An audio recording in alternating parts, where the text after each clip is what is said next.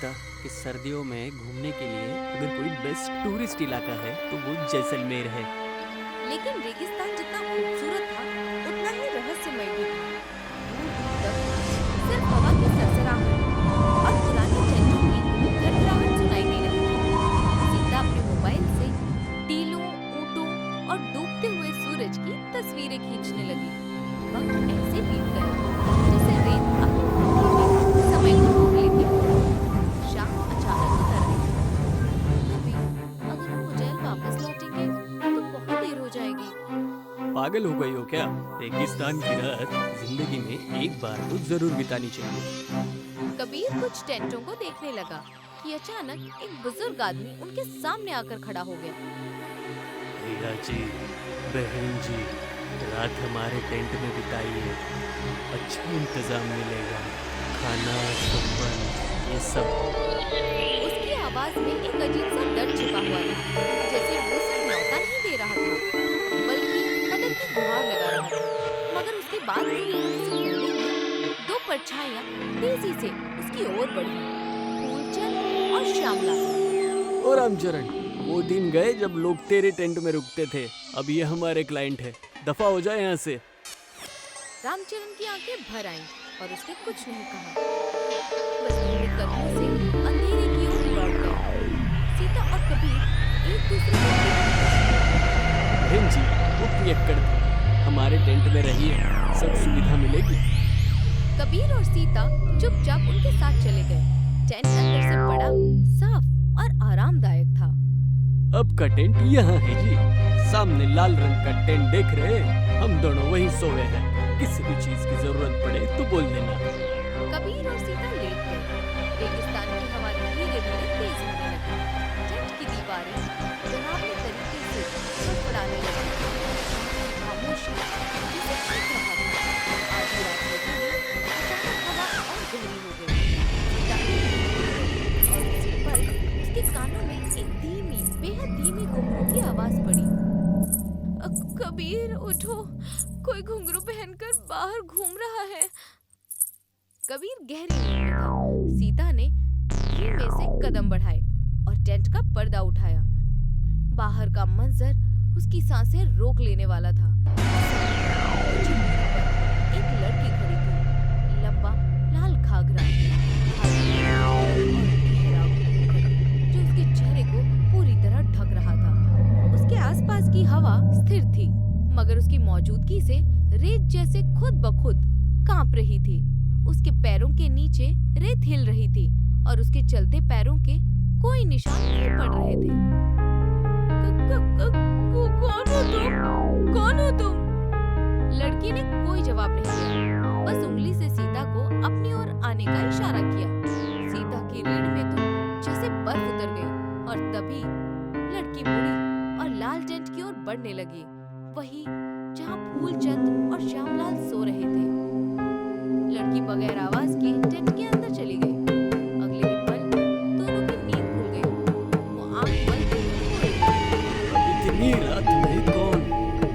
लेकिन जैसे ही उन्होंने घूंघट वाली औरत को देखा, उनके चेहरों का खून सूख गया। लड़की ने धीरे धीरे अपना घूंघट उठाया। उसका चेहरा मानो हजारों जगहों से फटा हुआ था।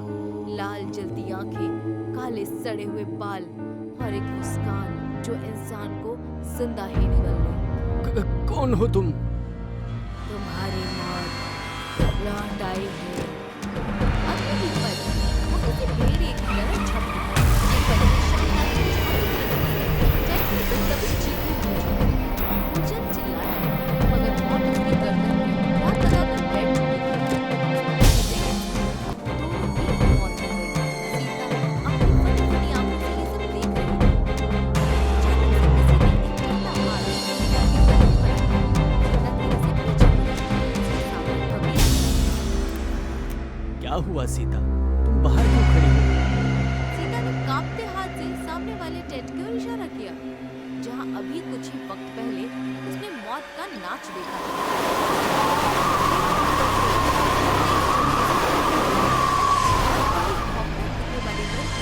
बिजली की रफ्तार से दोनों के सामने आकर खड़ी हो गई। कबीर की सांस तेज, उसके होंठ सूख गए।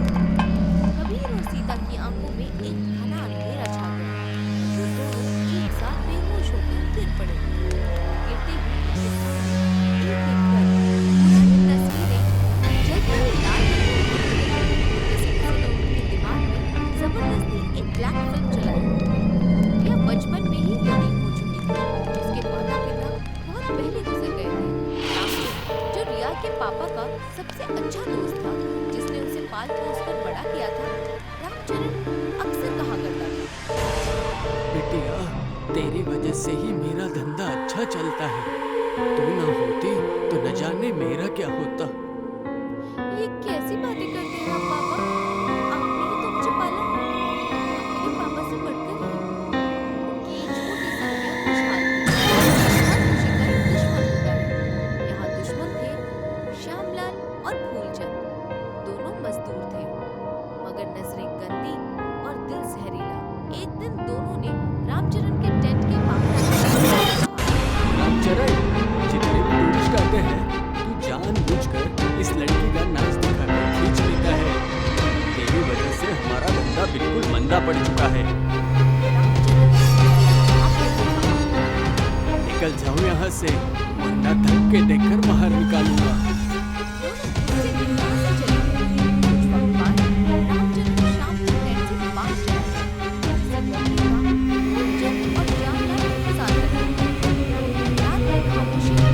शराब के नशे में धुत होकर रिया के टेंट में घुस आए।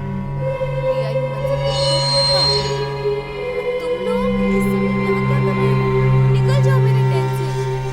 लेकिन नशे में धुत अब रुकने वाली नहीं। चले जाएंगे मेरी जान, लेकिन सबसे पहले अपने मन की मर्जी तो पूरी कर ले। उसे शब्दों में बयान नहीं किया जा सकता। सिर्फ रिया की दबी हुई चीखें और बाहर का अंधेरा गवाह बनता रहा। उन दोनों ने रिया की जिंदगी की आखिरी रोशनी बुझा दी। कुछ वक्त बाद जब उनका नशा कुछ कम हुआ, फूलचंद कांपती हुई आवाज में बोला, तो ये हमें पकड़वाएगी। चिंता मत कर, ये किसी से कुछ नहीं कहेगी। हम इसे जिंदा ही नहीं छोड़ेंगे। रिया की सांसें रोकती हुई उसका शरीर ठंडा पड़ गया और उसकी आंखें हमेशा के लिए खामोश हो गईं। रात के अंधेरे में वो दोनों उसकी लाश को ले जाकर रेगिस्तान में दफना आए। सुबह जब रामचरण लौट कर आया तो रिया कहीं नजर नहीं आई, लेकिन लोगों ने सिर्फ जहर उगला। शायद रिया किसी टूरिस्ट के साथ भाग गई होगी। आजकल की लड़कियां ऐसे ही होती है। रामचरण की दुनिया उसी वक्त उजड़ गई थी और रिया की रूह उन दिनों में भटकने लगी। कबीर और सीता फिर होश में थे। उनकी आंखों के सामने रिया अभी भी भूतिया रूप में खड़ी थी। रेत उसके आसपास घूम रही थी। यही है वो जगह जहां मेरी लाश दफन है। मेरा अंतिम संस्कार कर दो, तभी मेरी रूह को शांति